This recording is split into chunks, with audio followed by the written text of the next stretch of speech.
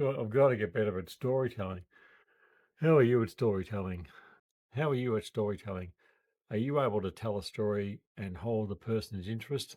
Sometimes I think when I'm telling a story, I tend to sort of jump too fast from point to point and miss and leave out essential parts of the storytelling process to sort of hook people into the story or the narration, and while keeping them interested and telling a compelling story as well. I mean, you should be able to make anything, any part of your life into a story, a riveting story. I mean, there's going to be parts that you sort of have to embellish slightly to make it sound more interesting, which I think we all do, or I want to do, but I'm not there yet. So I'm still trying to struggle, work out how to do this.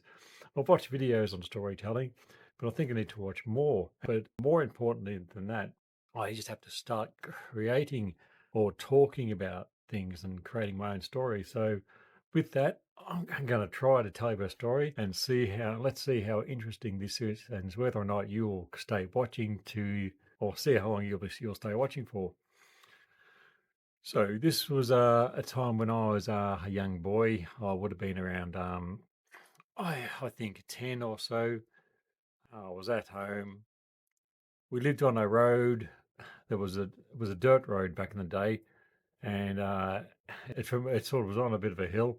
So down the hill, the main road was down the bottom of the hill, and when you used to turn into the hill, the road would zigzag up this hill and then go straight. So you turn into the our street. It would go straight for about 10 meters, then sort of go left at a say a 90-degree angle, then up the hill, and then it would almost do a 180-degree right hand turn, and then you'd go up a bit further where it would do another say 90-degree turn and go straight up the hill.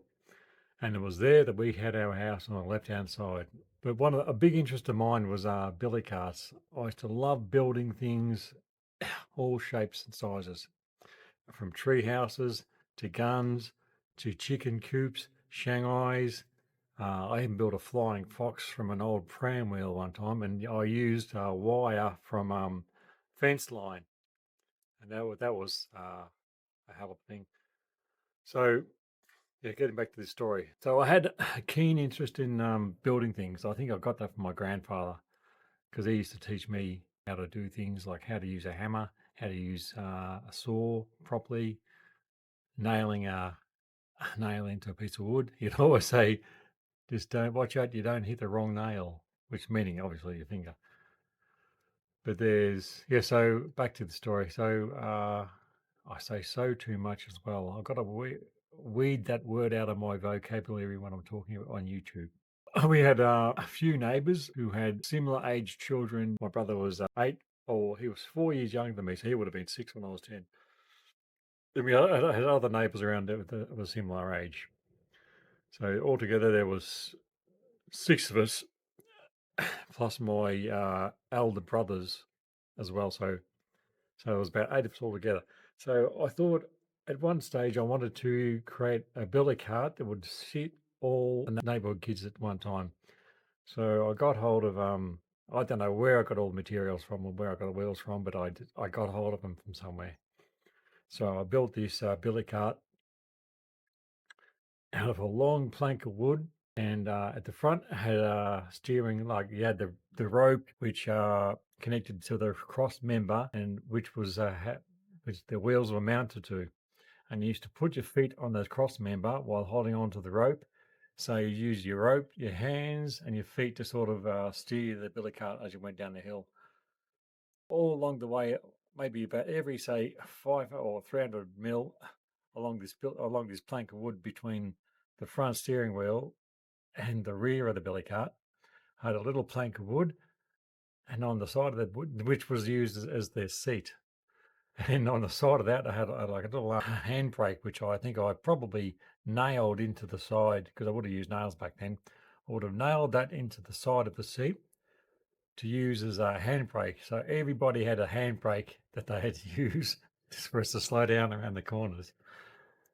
My second eldest brother, I had him controlling the back because we had an old billy cart, a small billy cart that I used for the rear of the billy cart.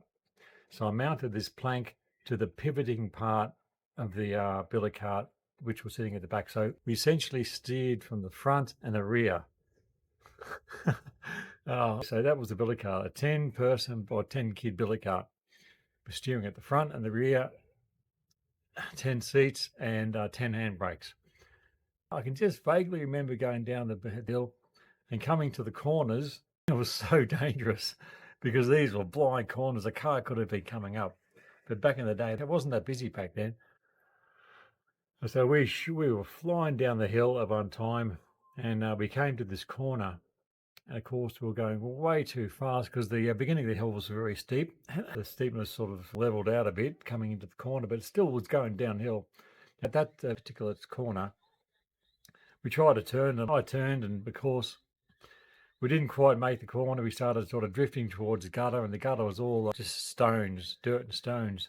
We hit the corner, and the billy cart sort of come to a grinding halt because it couldn't go anywhere. It was sort of slowed down by the stones, and the bottom of the billy cart got caught on the edge of the road where it sort of curved away into the gutter. So we all got not all of us, but some of us fell off, but that was part of it, I guess. Yeah, so storytelling. I mean, I could have embellished. I need to know how to embellish stories better to make them more interesting. How are you with storytelling? If you've got any ideas or any advice on storytelling, or tell me what you thought of my story. I mean, I know what I thought of it. I'd love to hear back from you or leave a comment below. Let me know because I'm really interested to see if I'm on the right mark or if I'm yeah, if the algorithm is reading this as being authentic or not, I don't know. But I want to see if I'm making headway into this whole YouTube journey of mine. Anyway, good talking with you again, and I hope to speak to you again. Cheerio.